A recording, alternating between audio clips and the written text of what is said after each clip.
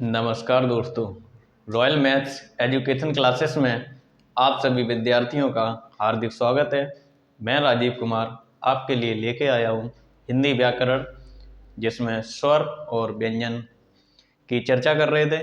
स्वर के बारे में काफ़ी जानकारी बता दी थी और व्यंजन के बारे में भी काफ़ी प्रकार बता दिए थे। व्यंजनों का वर्गीकरण, व्यंजनों का स्थान, किस स्थान से व्यंजनों का उच्चारण होता है, इन सब बारे में मैंने आपसे चर्चा की थी। आज उसी के आगे कंटिन्यू करेंगे। तो सबसे पहले आप वीडियो को लाइक कर दें, शेयर कर दें, और जिस मेरे मित्र ने अभी तक इस चैनल को सब्सक्राइब नहीं किया है तो उससे मेरा आग्रह है कि सबसे पहले इस चैनल को आप सब्सक्राइब करें, उसके बाद वीडियो देखने का आनंद प्राप्त करें। जो मित्र अभी इस वीडियो में नए आए हैं, नए जुड़े हैं, नए वॉच कर रहे हैं, उनसे मेरा आग्रह है कि इससे पहले के जो वीडियो बने हुए हैं हिंदी व्याकरण के, वो आप इस वीडियो के डिस्क्रिप्शन बॉक्स में उसका लिंक मिल जाएगा। आप लोग वहां से क्लिक करके वीडियो देख सकते हैं। ज़्यादा से ज़्यादा मित्रों को शेयर करोगे तो हमें मोटिवेशन मिलेगा और इस चैनल को लाभदायक रहेगा। तो आज उसी के आगे आरंभ करते हैं।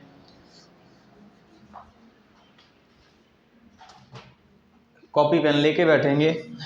जैसे कि व्यंजन और स्वर, इनके बारे में चर्चाएं की थी हमने। आज उन्हीं के आगे चर्चा करेंगे। हिंदी के कुछ अन्य वर्ड, हिंदी के कुछ अन्य वर्ड, हिंदी के कुछ अन्य वर्ड कौन कौन से होते हैं। जैसे कि पहले हम बता चुके हैं कि सबसे पहले तो हमें स्वर के बारे में जानकारी हुई थी कि स्वर जो होते हैं वह 11 होते हैं, आ से लेकर ओ तक। उसके बाद व्यंजन के बारे में बताया था मैंने। व्यंजन वर्ण जो कि का से लेकर हा तक, और इनकी जो संख्या होती है वह 33 होती है। इनकी जो संख्या होती है वह 33 होती है, और जो स्वर की संख्या होती है वह 11 होती है। अयोगवा जो वर्ड होते हैं, यानी 2 अयोगवा वर्ड होते हैं, उनके बारे में भी मैंने आपको बताया है कि अयोगवा वर्ड होते हैं वह 2 होते हैं। पहला अंग जो कि अनुस्वार कहते हैं, और अगला है आहा जो कि विसर्ग होता है। इसके बारे में आज कुछ और जानकारी करेंगे। तो सबसे पहले हेडिंग रहेगी आज की अयोगवा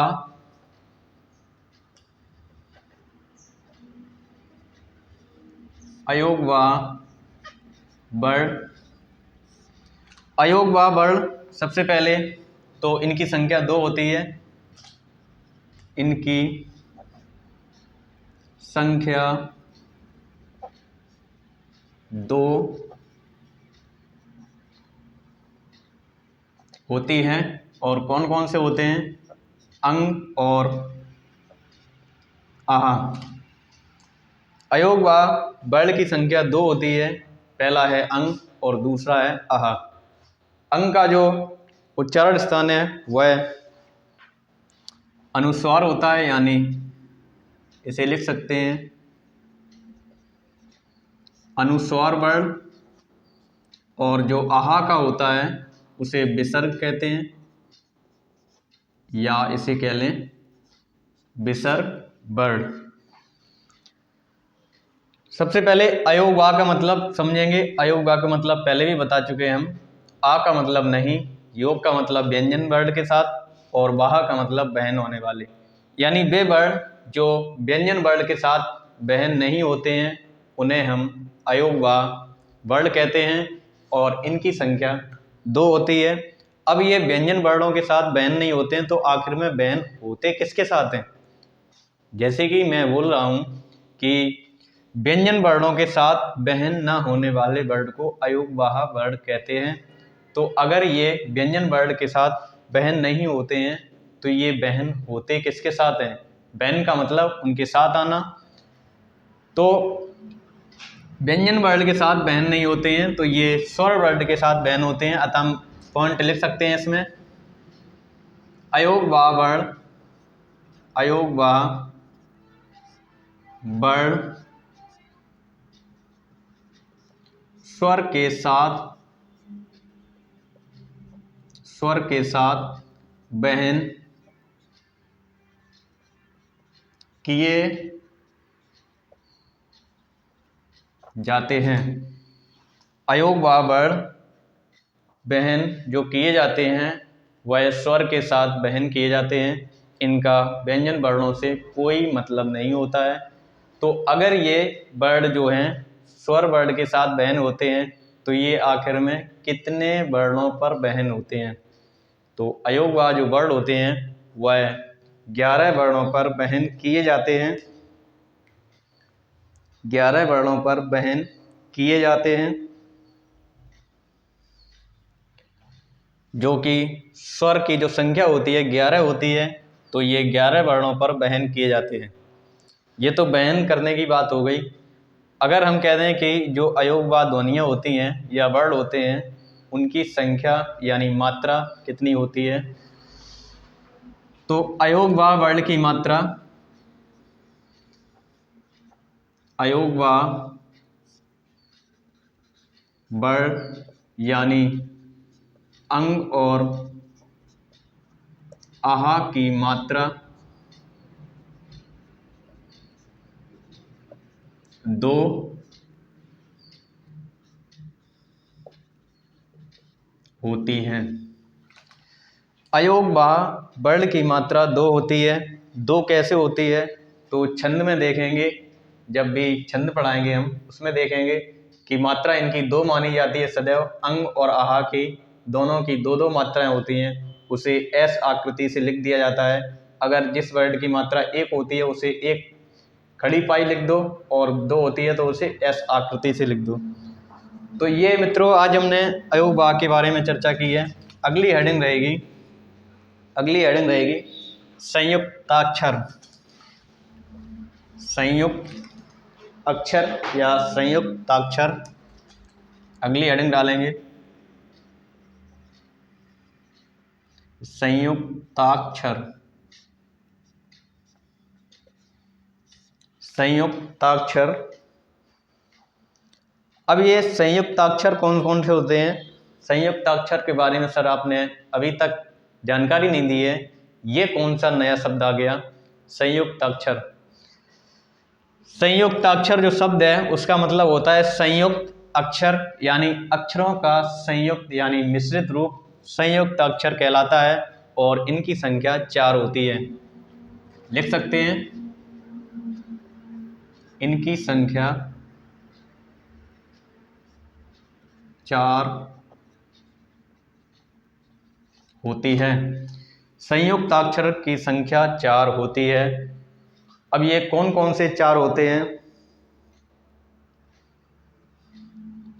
कौन कौन से 4 होते हैं? तो पहला आता है छ, त्र, ज्ञ और स्र। छ, त्र, ज्ञ और स्र।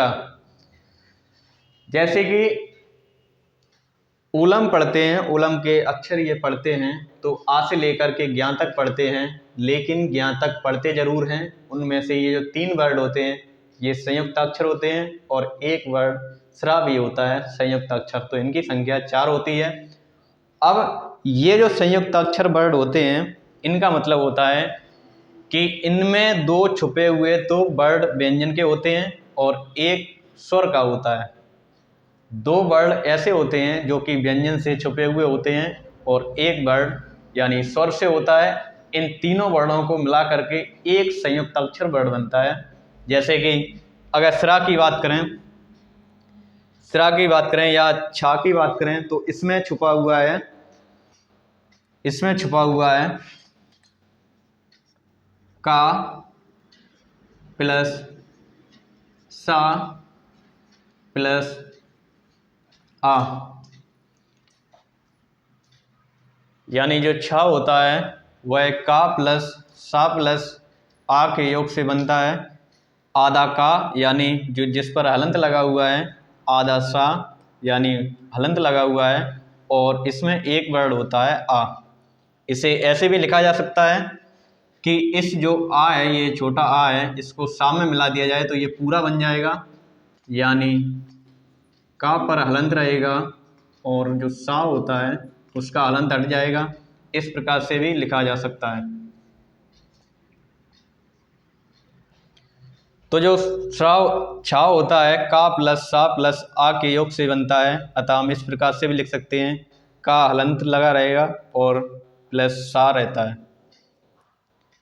अब जो त्रा होता है, इसमें कौन कौन से व्यंजन वर्ण छुपे हुए हैं? त्रा होता है, इसमें कौन कौन से व्यंजन वर्ण छुपे हुए होते हैं? तो त्रा शब्द से पता चल रहा है, ता होगा प्लस रा होगा प्लस आ होगा, ता होगा प्लस रा होगा प्लस आ होगा। ता प्लस रा प्लस आ के योग से त्रा बनता है, अतः हम इसे ऐसे भी लिख सकते हैं, ता पर हलंत रहेगा और रा को बिना हलंत के लिख दो, यानी पूरा जो वर्ण है उसे लिख दो।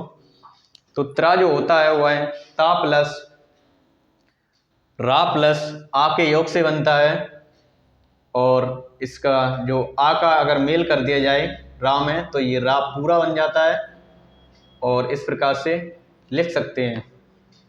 तो जैसे कि मैंने बताया है कि जो संयुक्ताक्षर वर्ण होते हैं उनमें जो दो वर्ण होते हैं वह तो व्यंजन से होते हैं, और एक वर्ण होता है वह स्वर से होता है। इस प्रकार से तो अगर किसी भी भर्ती परीक्षा में अगर आपसे पूछ लिया जाए कि इनका संधि विच्छेद कर दो, तो इस प्रकार से विच्छेद करेंगे। अब जो ज्ञा होता है, ज्ञा जो होता है वह किस किस वर्ड से मिलकर बनता है? तो ज्ञा होता है वह जा प्लस या प्लस आ के योग से बनता है। अगर जा प्लस या प्लस आ के योग से है तो इसको ज्या क्यों नहीं बोलते हैं? ज्या क्यों नहीं बोलते, इसे ज्ञा क्यों बोलते हैं? इस प्रकार से वैसे इनमें जा प्लस या प्लस आ मिलता है, इस प्रकार से ये ज्या ना बोल करके ज्ञा बोला जाता है। तो आप लोग भी इसे ज्ञा ही बोलें, जा प्लस या प्लस आ के योग से। अतः इसे ऐसे भी लिखा जा सकता है, जा प्लस या, जा प्लस या, इस प्रकार से भी लिखा जा सकता है। अब जो स्राव होता है इसका क्या मतलब होता है? इसमें कौन कौन से व्यंजन और स्वर छुपे हुए होते हैं? तो स्राव होता है, स्रा से समझ में आ रहा है, स्रा से समझ में आ रहा है, स्रा से समझ में आ रहा है, सा प्लस रा प्लस आ, अतः ऐसे लिख सकते हैं, सा प्लस रा। ये जो चारों वर्ड हैं संयुक्त अक्षर वर्ड, ये वेरी वेरी इंपॉर्टेंट वर्ड हैं, इन्हें आप नोट कर लें या स्क्रीनशॉट ले लें। इनसे जो भर्ती परीक्षा में काफ़ी सवाल बनते हैं, और जो स्टूडेंट हैं वो गलती कर देते हैं कि किन वर्णों के मेल से इन अक्षरों का निर्माण होता है, तो विद्यार्थी बता नहीं पाते हैं। आप लोग इन्हें नोट कर लें या स्क्रीनशॉट ले लें। तो संयुक्त अक्षर जो वर्ड होते हैं वह चार होते हैं, संयुक्त अक्षर जो वर्ड होते हैं वह चार होते हैं। कौन कौन से चार होते हैं वो आपके सामने दर्शा दिए, अतः हम लिख सकते हैं इधर छ, त्र, ज्ञा और सिरा। इनकी संख्या चार है, इनकी संख्या चार है। अगली हेडिंग रहेगी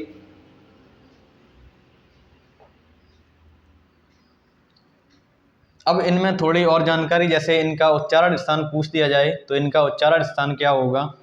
इनका उच्चारण स्थान क्या होगा। जैसे छा का उच्चारण स्थान पूछ लिया जाए तो छा में मिला है का प्लस सा प्लस आ, तो का जो उच्चारण स्थान है यानी कंठ, कंठ, सा का उच्चारण स्थान है मूर्धा और आ का उच्चारण स्थान है कंठ। अतः हम कह सकते हैं कंठ मूर्धा, कंठ मूर्धा कंठ, ये उच्चारण स्थान बता सकते हैं हम। इसका कोई अलग से उच्चारण स्थान नहीं है, तो इनका विखंडन करके इनका उच्चारण स्थान प्लस करके हम इनका बता सकते हैं। आप लोग स्क्रीनशॉट ले लें इसी प्रकार से सभी बता सकते हैं। और अगली हेडिंग रहेगी विकसित स्वर। विकसित स्वर हेडिंग नंबर 3।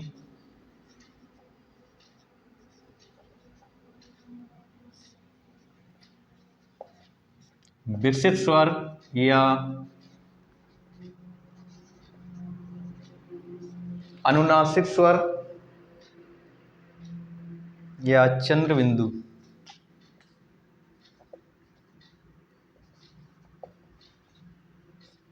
चंद्र बिंदु, विकसित स्वर, अनुनासिक स्वर या चंद्र बिंदु।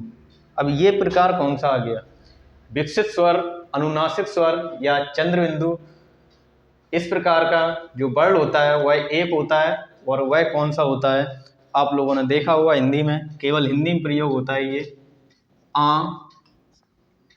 इस प्रकार से बड़ा आ होगा और चंद्र बिंदु लगी हुई होगी, उसे कहते हैं चंद्र बिंदु स्वर या अनुनासिक स्वर या विकसित स्वर। अगर इसका नाम पूछ लिया जाए ऑप्शन में हो कि विकसित स्वर कौन सा होगा, तो हम बता सकते हैं इस प्रकार से आ। अगली हेडिंग रहेगी हेडिंग नंबर 4। Heading number 4 ताड़नजात। ताड़नजात या उच्छिप्त वर्ण या द्विगुण वर्ण।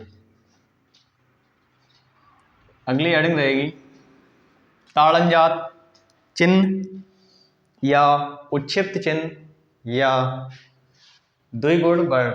तो इसके पहले हमने वीडियो में आप लोगों को बताया है कि ताड़नजात जो वर्ण होते हैं वह 2 होते हैं। कौन कौन से होते हैं वह भी बताया है, कौन कौन से वर्ण ताड़नजात वर्ण होते हैं। तो सबसे पहले लिखेंगे इनकी संख्या। इनकी संख्या, इनकी संख्या, ताड़नजात वर्णों की संख्या 2 होती है, 2 होती है। कौन कौन से होते हैं, ये अड़ें और अढ़ें, ये बिंदु लग जाती है इस प्रकार की, अड़ें और अढ़ें, अड़ें और अढ़ें, इनकी संख्या 2 होती है। अगला पॉइंट इसमें रहेगा इनको फेंका हुआ वर्ण, इनको फेंका हुआ वर्ण, फेंका हुआ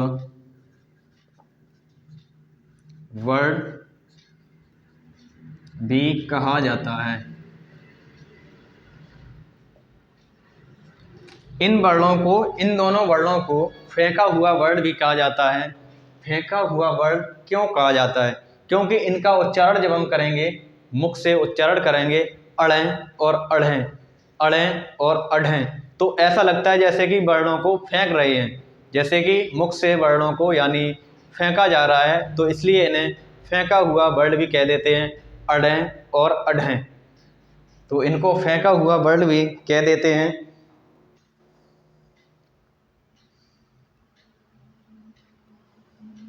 इनको फेंका हुआ वर्ड भी कह देते हैं।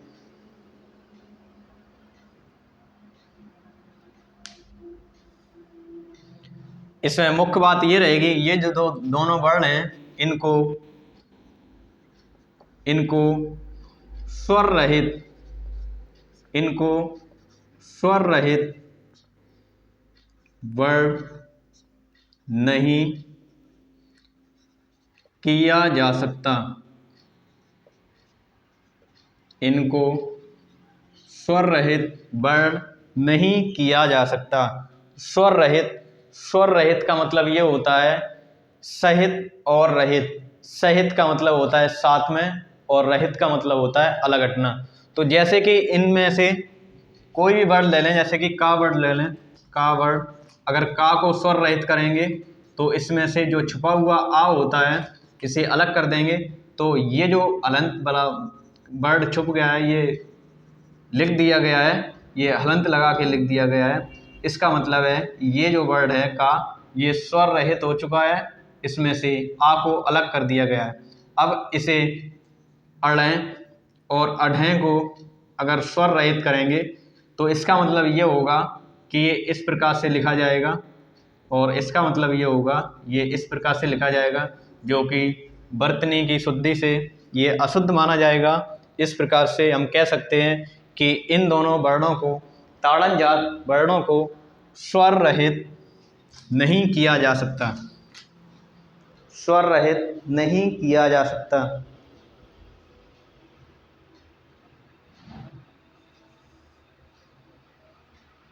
और एक महत्वपूर्ण बात इसकी कि इन वर्णों से किसी भी वर्ण का, किसी भी शब्द का निर्माण नहीं कर सकते। इन वर्णों से किसी भी शब्द का निर्माण नहीं कर सकते। इन वर्णों से किसी भी शब्द का निर्माण नहीं कर सकते। तो मित्रों ये थे ताड़न जात वर्ण, जो कि 2 हैं। आप इस प्रकार से नोट कर लें या स्क्रीनशॉट ले लें। अगला वर्ड देखेंगे, अगला देखेंगे, अगली हेडिंग रहेगी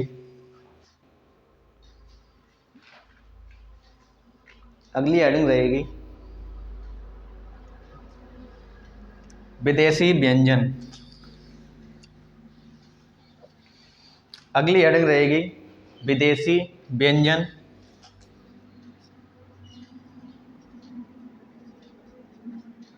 विदेशी व्यंजन वर्ड। अगली हेडिंग रहेगी विदेशी व्यंजन वर्ड। हमारी वर्णमाला में जो कि 52 अक्षर की या 52 वर्णों की वर्णमाला होती है, उनमें विदेशी व्यंजन कौन कौन से होते हैं, कौन से हमारे हिंदी भाषा में विदेशी व्यंजन आए हुए हैं, उनके बारे में हम चर्चा करने जा रहे हैं। तो विदेशी व्यंजन जो कि अरबी फारसी वाले वर्ड बताए थे वही विदेशी व्यंजन होते हैं, और इनकी संख्या जो होती है, इनकी संख्या 5 होती है। इनकी संख्या 5 होती है। अब ये 5 होते कौन कौन से हैं, तो जैसे बताया था का, खा, गा, जा और फा। का, खा, गा, जा और फा। का, खा, गा, जा और फा। इस प्रकार से ये 5 वर्ड ऐसे होते हैं जो कि अरबी फारसी से लिए गए हैं, अतः हम कह सकते हैं हिंदी भाषा में कि ये विदेशी व्यंजन वर्ड होते हैं। अब मित्रों कुल मिला के हम वर्णों को गिनेंगे कि टोटल वर्ड कितने होते हैं। तो स्वर जो वर्ड होते हैं वह 11 होते हैं, और अयोग भाव होते हैं वह 2 होते हैं। तो 11 और 2 13, 13 और 33 11 स्वर हो गए, स्वर 11। अयोगवा, अयोगवा 2। व्यंजन वर्ण, व्यंजन वर्ण 33, व्यंजन वर्ण 33। संयुक्ताक्षर, संयुक्ताक्षर 4 और उच्छिष्ट व्यंजन, उच्छिष्ट वर्ण 2। अब इनकी संख्या काउंट करेंगे कितनी होती है, तो 4 और 2 6, 6, 6 और 3 9, और 9 और 3 12, हासिल 1, 3 और 1 4, 4 और 1 5। इस प्रकार से जो हिंदी वर्णमाला होती है उसमें कुल मिला के 52 वर्ण होते हैं। हिंदी वर्णमाला में कुल मिला के 52 वर्ण होते हैं।